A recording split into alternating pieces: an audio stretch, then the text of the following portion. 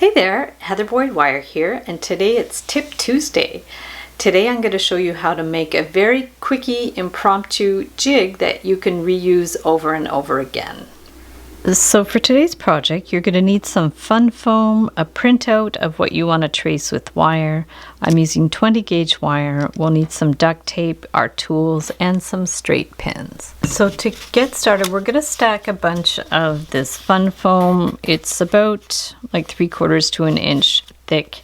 And then you want to take your duct tape, and I don't want to glue it together because I don't want the glue to get in the way of the pins when we stick them in. So we're just going to duct tape this together. This is actually an experiment. I had an idea in my head of how to do this, and I said, well, why don't I just start filming and see if it works? And if it works, great. And if it doesn't work, I will delete the video and start again. So here we go. So this is like just a nice stack of fun foam.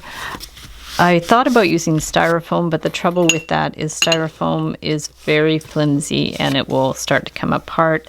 So we put our little printout of what we want to trace here, and then we can put some regular pins. So these are extra long pins. I hope they're not too long.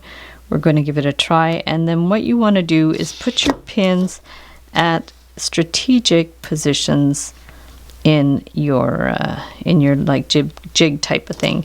Now the other option you can do is, well, let's just go ahead and stick these in. I'm sticking them all the way down just so they're nice and solid. Like the deeper you can put them, the more stable they're going to be. So if we just, and we want to put them straight down. So if we just put them straight down, all the way down, they're going to be a lot more stable.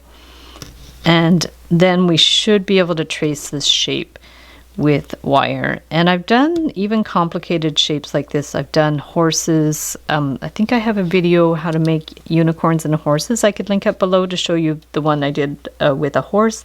But for that I used a wooden base and I glued this down and really tapped in the nails and it became more permanent.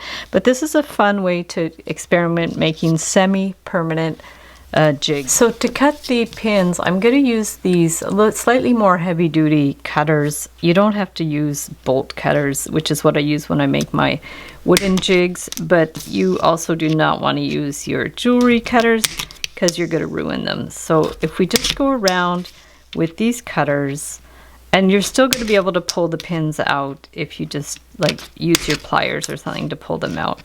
But we need to get rid of the extra ends here. And there we have our instant jig. So let's see if it's going to work.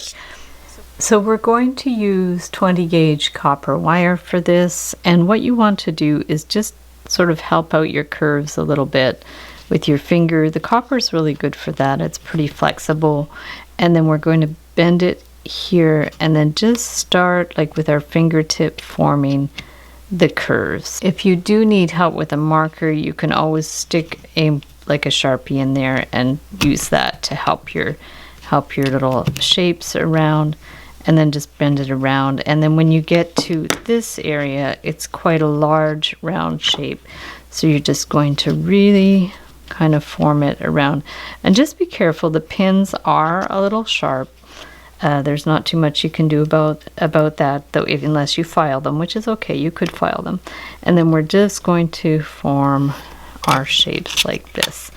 So we'll keep going around the nails, hold these in place, and just go around. It's probably would be easier to do with a more like kind of square symmetrical shape, but this isn't too bad. It seems to be working pretty well.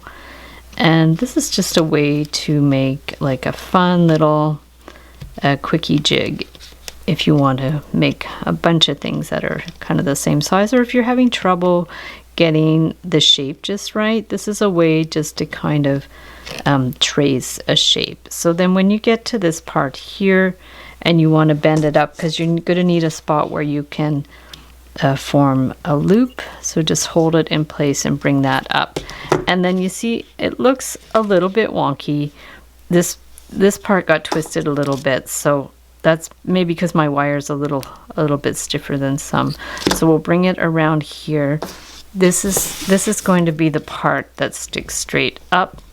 Okay, straight up like that, and then just around here.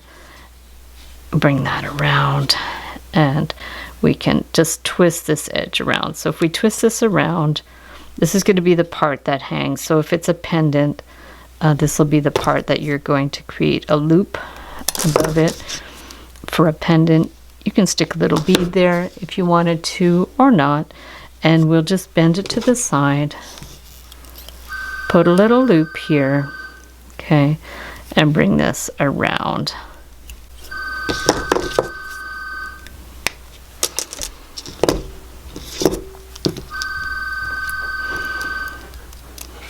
So another way to use the jig would be to actually like loop the wire around these pins, which would be an interesting design as well. One of the other ones I did in the live stream was done like this, with these being really a little loopy, and that would be good because you can actually hang the drops from these loops. It's going to maybe be even easier for the pendant. So we're going to go around these just very loosely. You don't want to go around them tightly, or you're not going to have any much of a loop left. So we're just going to go around these. The copper is nice and loose around here, and this one too. Okay, and then we can go to the other side. For some reason this one has like a big loop around it. I could have maybe done another pin in there, but it's okay. We're just going to go around like this, and then the same thing here. We can just push this up, remove it from the jig, and then play around with it a little bit. That's going to go up. This one's going to go up here. So we want to finish in the middle, sort of in the center there. Twist it around. My wire ended up being a little short here.